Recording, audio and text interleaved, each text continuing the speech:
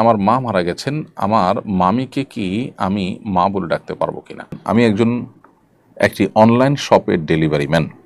অনেক বিল্ডিংয়ের লিফটের সামনে লেখা থাকে ডেলিভারি ম্যানের লিফটে ওঠা নিষেধ। ফলে প্রায় ভারী পণ্য নিয়ে 8-10 তলা পর্যন্ত সিঁড়ি বেয়ে উপরে উঠতে হয়। এটা কি বাড়িওয়ালাদের জন্য জায়েজ হচ্ছে?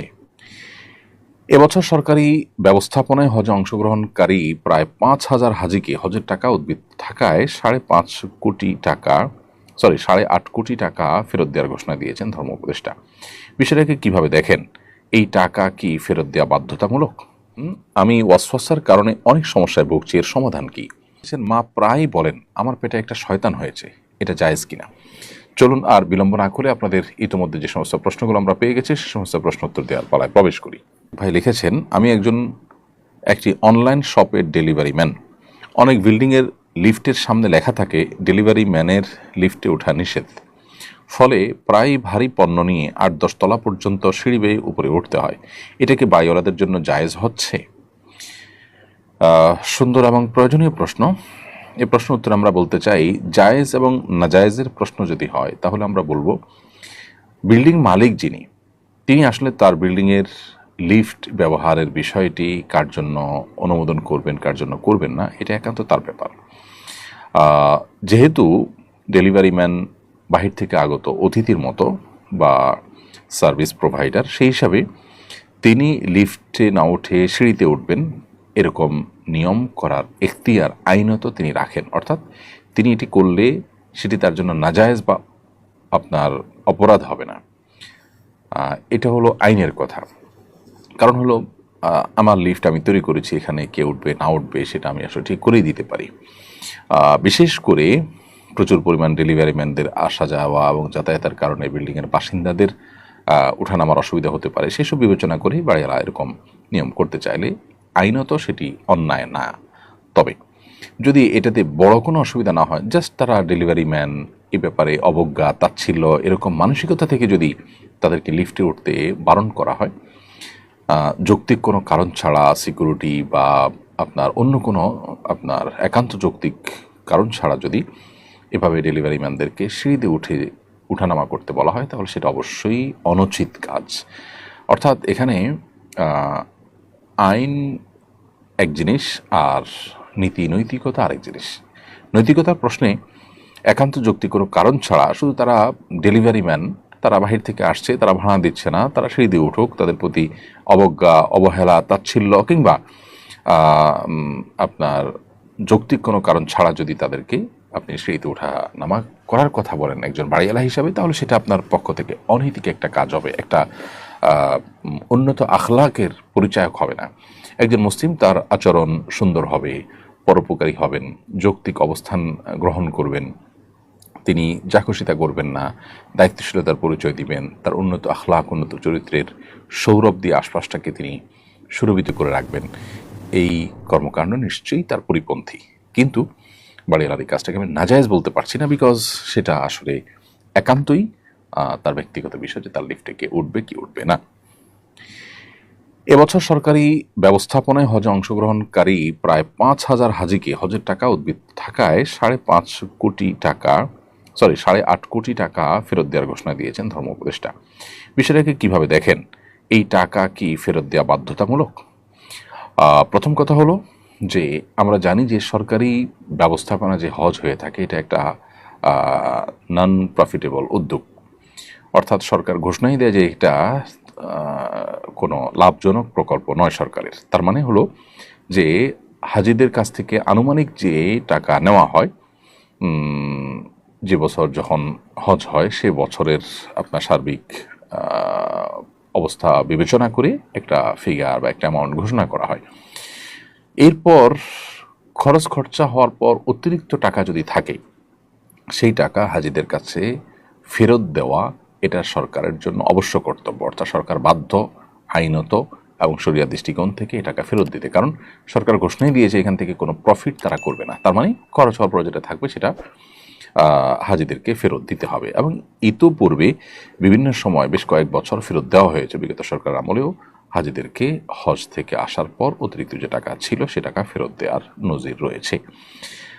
মূলত আমাদের দেশে অসততা, অসাধুতা এমন চরমে পৌঁছেছে যে জনগণের ন্যায্য অধিকার যেটা, সেটা যদি কেউ দেয় তাহলে সেটাই আমাদের কাছে অনেক বড় তৃপ্তির বিষয় হয়। কারণ মানুষের অধিকার খর্ব করা, সুযোগ পেলেই সেটাকে আপনার অপব্যবহার করে মানুষকে অধিকার থেকে বঞ্চিত করা, এটা যখন নিত্য নৈমিত্তিক একটা ব্যাপার, সেই সমাজে নিয়ম শৃঙ্খলা যদি কেউ রক্ষা করেন, মেনে চলেন, তখন সেটা আমাদের কাছে অনেক বড় বিষয়ে পরিণত হয়।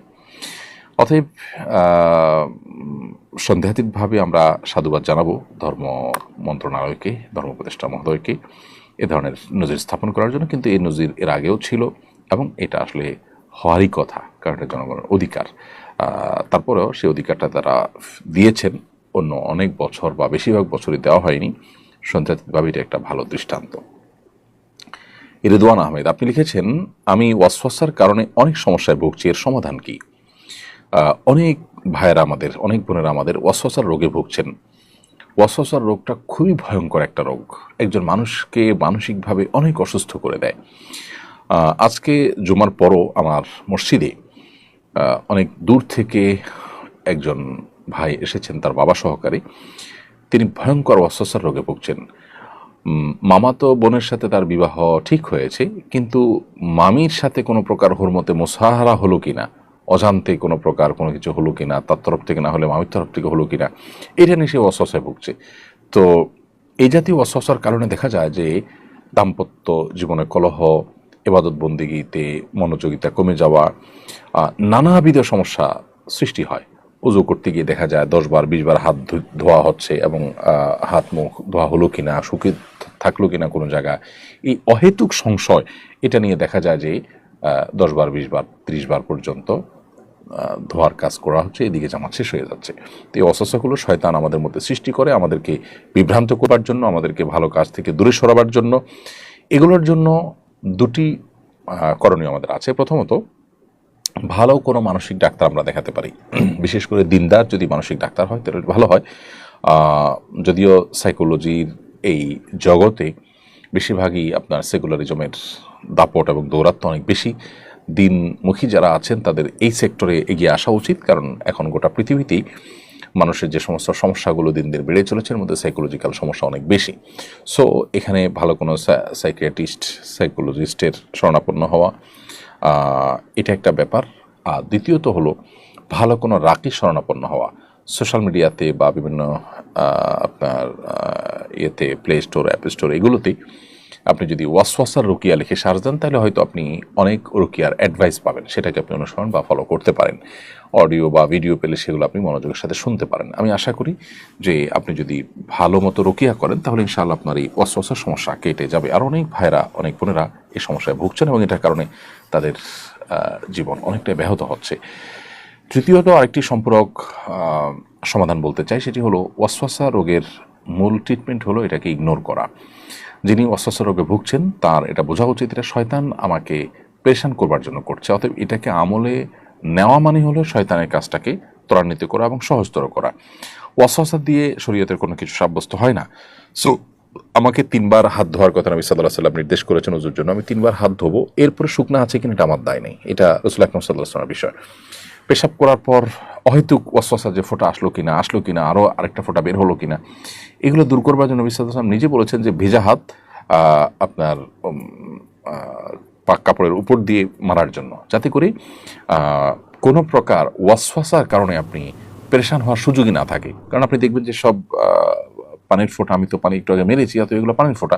সো কোনো কিছু উজু করতে গিয়ে একটু পানি দেখলাম, আর এটা পেশাব বের হলো কিনা, এটা নিয়ে আমি অহেতুক পেরেশানিতে পড়ে গেলাম, আবার কাপড় পাল্টাপাল্টিতে চলে গেলাম, এদিকে জামাত শেষ হয়ে গেল, এগুলোকে পাত্তা দেওয়ার কোনো কারণ নেই। অতএব ওয়াসওয়াসাকে ইগনোর করা হলো ওয়াসওয়াসার অনেক বড় একটা ট্রিটমেন্ট, এবং ইগনোর না করে এটাকে আমলে নেওয়া, এটাতে মনোযোগ দেওয়া, এটাতে ডুবে থাকা, এটা হলো শয়তানের সেই শয়তানি কর্মকাণ্ডকে অনেকটা বাস্তবায়ন করতে সহযোগিতা করা, যেটা আমাদের উচিত নয়। অতএব যারা রোগে ভুগছেন তারা এটাকে ইগনোর করবেন এবং আল্লাহর কাছে দোয়াও করবেন যে আল্লাহ এই ওয়াসওয়াসা থেকে আপনি আমাকে মুক্তি দান করেন, আল্লাহ তাআলা হেফাজত করুন। এরপরে প্রশ্ন করেছেন মোহাম্মদ নুরুল্লাহ, আপনি লিখেছেন, মা প্রায় বলেন আমার পেটে একটা শয়তান হয়েছে, এটা জায়েজ কিনা? প্রথম কথা হলো যে মানুষকে শয়তান বলে আখ্যায়িত করা উচিত নয়। এটি এক প্রকারের গালি, আবার আহ, এক ধরনের মন্দ উক্তি। কারণ শয়তান শব্দের অর্থ হলো মূলত আল্লাহর রহমত থেকে যে দূরে সরে গেছে, যেটা আহ, শয়তানের ক্ষেত্রে, ইবলিসের ক্ষেত্রে যেমন ফিট হয়, মানুষরূপী কিছু লোক আছে তাদের ক্ষেত্রেও অনেক অংশে এই শয়তানিক কর্মকাণ্ডের মাধ্যমে তাদের ক্ষেত্রেও ফিট হয়। কিন্তু কোনো ব্যক্তি বিশেষকে জাস্ট একটু দুষ্ট প্রকৃতি হওয়ার কারণে তাকে শয়তান বলা অনুচিত। নিজের সন্তান হলেও তাকে শয়তান না বলা উচিত। প্রথমত সাধারণত মানুষ আল্লাহর রহমত থেকে দূর হয়ে গেছে এটা আমরা বলতে পারি না, কারণ আমরা জানি না সে আসলে আল্লাহর রহমত থেকে দূর হয়ে গেছে কিনা। শয়তানীয় কর্মকাণ্ডের কারণে আপনার জিনের পাশাপাশি মানুষকেও শয়তান বলা হয়েছে, কিন্তু সেটা হলো জেনারেল কথা। আপনার কোনো ব্যক্তি বিশেষকে, কোনো মুসলমানকে শুধু একটু দুষ্ট প্রকৃতি হওয়ার কারণে তাকে আপনি দুষ্ট বলেন, অন্য অনেক কথা বলেন, কিন্তু শয়তান বলবেন না। নবী করিম সাল্লাল্লাহু আলাইহি সাল্লাম তিনি লাআন তাআন ছিলেন না, অশ্লীল কথা, কটু কথা, বদদোয়ামূলক কথা, এই ধরনের কথা তিনি বলতেন না, গালমন্দ টাইপের কথা এগুলো তিনি বলতেন না। সো সেই সমস্ত জায়গা থেকে এ ধরনের মন্তব্য না করাই উচিত। এমনি ফিরোজ মিয়া লিখেছেন, আমার মা মারা গেছেন, আমার মামিকে কি আমি মা বলে ডাকতে পারবো কিনা?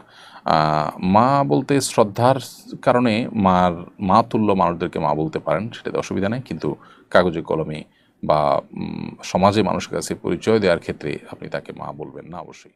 এমনিতে মা ডাক দিতে